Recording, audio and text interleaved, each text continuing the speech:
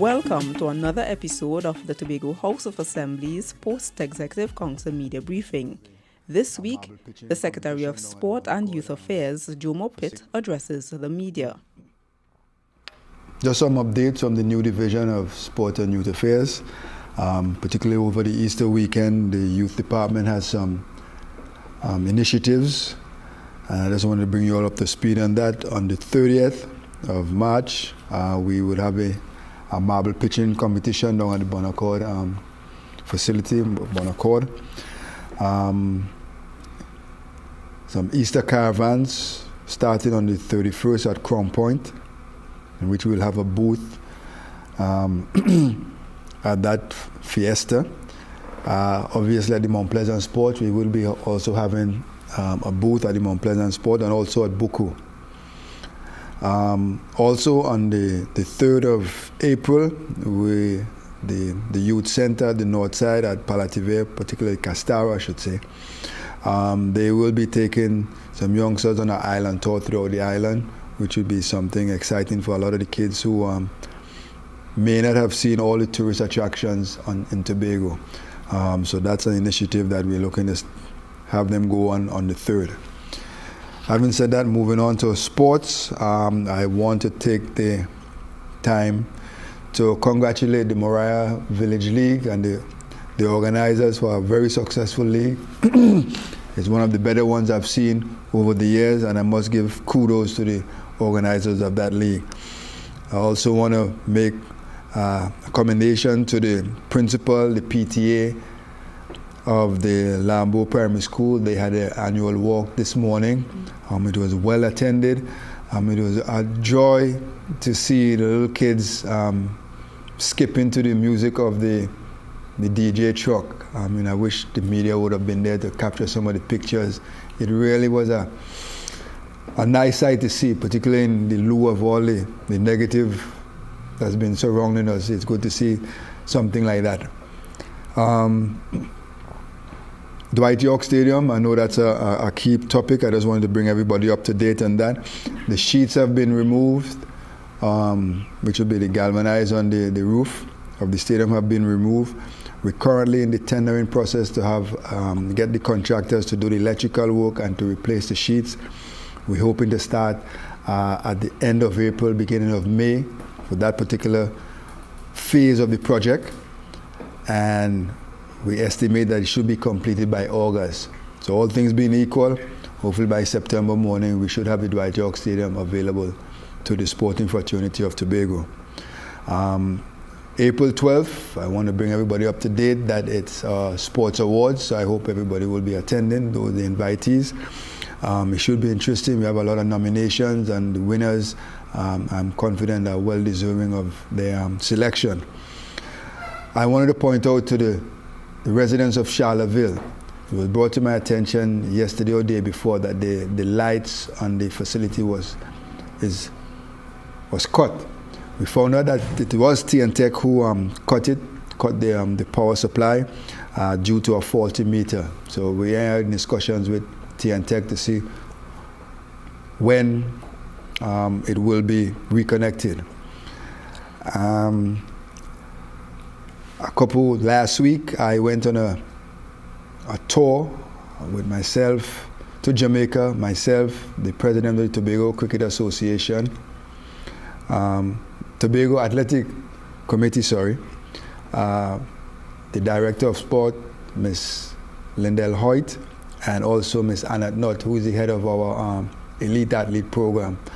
The trip was more of a fact-finding mission to really to find out what's the secret, for want of a better word, for Jamaica's success in track and field. Like I said, it was a very interesting trip. The information that we garnered, some of the information that we got confirmed my suspicions. Some of it was eye-opening to me. So once we collate that report, we will definitely make it public. So everybody has access to it, and then we could chart a way forward based on the feedback we get from the sporting fraternity. Obviously, we will have some recommendations, but I wouldn't want to implement those recommendations without getting a feedback from the relevant sporting fraternity. There are some projects that we're looking to start. We'd like to start in the middle of April. I'll list them here for you, which include electrical repairs to the Bonaccord, Buku, Mason Hall, Signal Hill, Hard Courts. We're hoping that they could start in the end of April and be completed by the early June. One of the initiatives that we're doing in this division is to change out the lights on all the facilities, but we're doing them in a phased position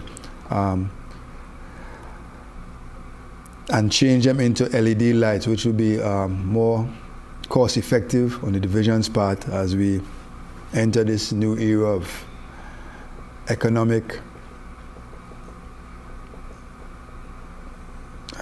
crunch that we're in, for want of a better word. The same thing will be applied to the Shore Park main office.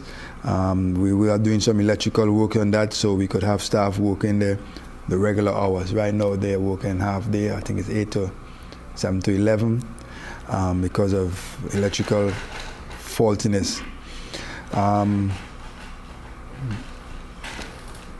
There are a number of other works, infrastructural works that we intend to start by the beginning of May. We will send out a press release so everybody would be aware of the timelines affixed to each one of those projects, and then we can be then held accountable if we don't meet those timelines. In terms of the Dwight Yorke Stadium, in terms of the repair works, you said it will be available by when? Based on the timelines given by the project manager, which is Judy Cutt, we have Dwight Yorke Stadium being completed by late August, September. So I'm anticipating by September we should have access to the facility. I know you said that you will collate a report and send to us about disseminate concerning the trip to Jamaica. That's correct. And you learned a number of things, but just for the purpose, are there any outstanding, is there anything outstanding that you can just tell us that you noticed about their program in Jamaica? The success of Jamaica, which in some eyes may be a recent phenom, was in the works for more than 20, 25 years. So they have done their work behind the scenes, and now they're actually reaping the rewards of those programs that they initiated. They have, one of the things that was quickly out the blocks that we noticed is that their physical education program is a high priority on the curriculum at schools, at primary schools. The physical education teachers at the primary schools, they all have 4-year degrees in physical education, which transcends into more,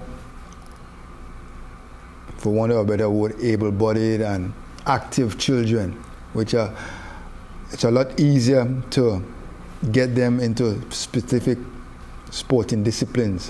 One of the challenges that our coaches here in Tobago making mention of is that a lot of the children don't have locomotive motor skills. Simple things that we take for granted in the older generation, throwing, catching, jumping, running, that we took for granted. It's something that is new for a lot of the kids.